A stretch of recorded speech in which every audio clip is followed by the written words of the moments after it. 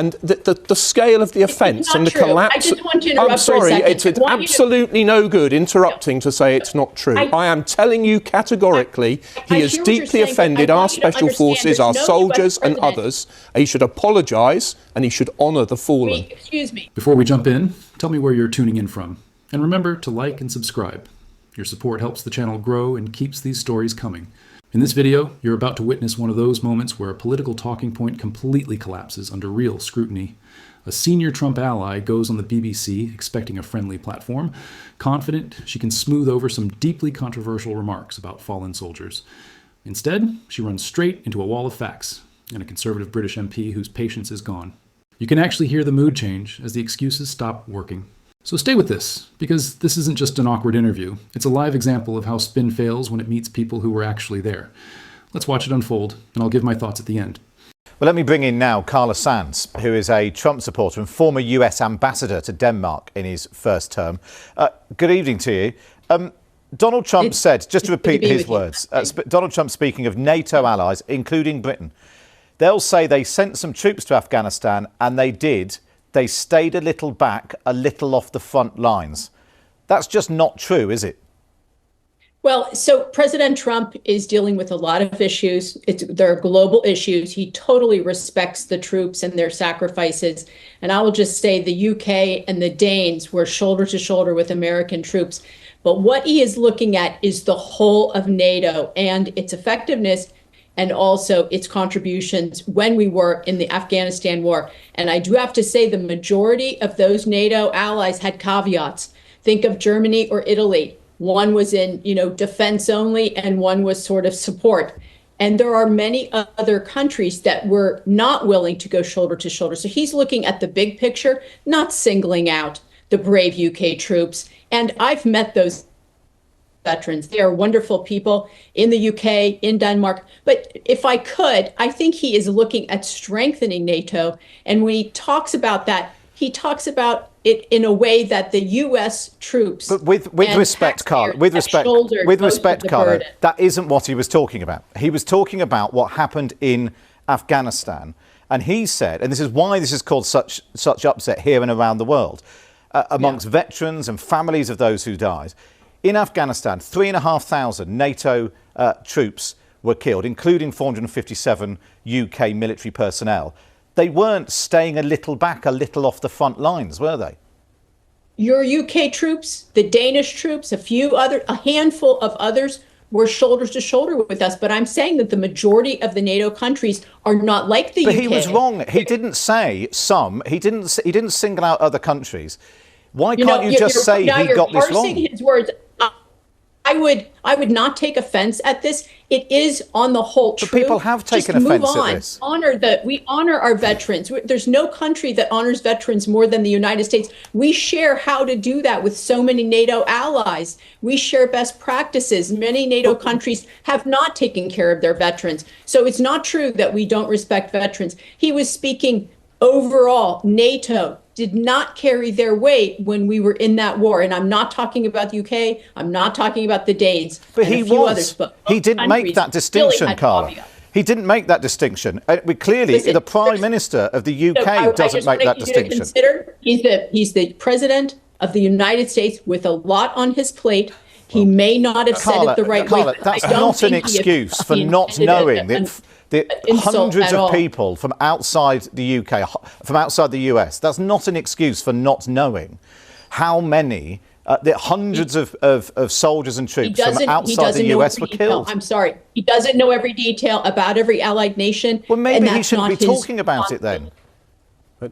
Overall, it was true. I'm sorry to say, overall, the NATO allies, most of them had caveats and did not go shoulder to shoulder with us like the UK and the Danes did. Let me bring in Steve Baker. I'm sorry, because I'm afraid in politics some stuff really does matter. 14 years I've been doing it, and I have to say, with things like this where people have laid down their lives, of course what you say about he's busy, he's got other things on his plate. But I've spoken to members of Special Forces today and others who served in Afghanistan. He has caused the gravest offence to them because they've lost friends in appalling circumstances, put their own lives on the line, seen people blown up on mines. And he has said to them that what they did didn't count. And the scale of the offence and the collapse... I just want to interrupt I'm sorry, for a second. it's absolutely no good interrupting to say it's not true. I am telling you categorically, he has deeply offended our special forces, our soldiers and others. He should apologise and he should honour the fallen. We honour them, and I will just say this. If you look at President Trump and every other U.S. president in your lifetime, you will not find one who honors our military more and wants to stop the killing in the world. He has achieved so many ceasefires, and he's looking to end this war with Ukraine and Russia. No other world leader was attempting to do this until Donald Trump was elected president of the U.S. starting in January a year ago. It's true. His words speak for themselves. They have been heard with great weight, and they've caused huge offence. Carla, given the offence... In my part, I apologize on his behalf for the offence, but I will say this. No one in the United States history has been more of a peace president and wants to end wars and end killing. He loves life. He loves our Brits. You know that if you read the national security strategy. He absolutely was a love letter to the UK and our European allies. I mean, he has also accused the UK this week of acts of stupidity and other things. But you've apologised. Do you think, given you say his record on the forces and support for the forces and wanting to end conflict, given the widespread, almost universal condemnation from the Prime Minister, Prince Harry's weighed in tonight as well, veterans, no politicians... one cares what he says. You know that. No one cares. Well, quite a lot of people currently agree with him, it seems. Excuse me, he actually fought, unlike President Trump. Prince Harry actually went to Afghanistan. He stepped up for his country, unlike the President of the United States. So I think that comment is really glib and really inappropriate. Don't compare him to I don't know what, a non-royal part of the final word to you, Carla. Given this conversation we've had, you've apologised. Do you think it would just be better if the president just said, "I got it wrong, I apologise"?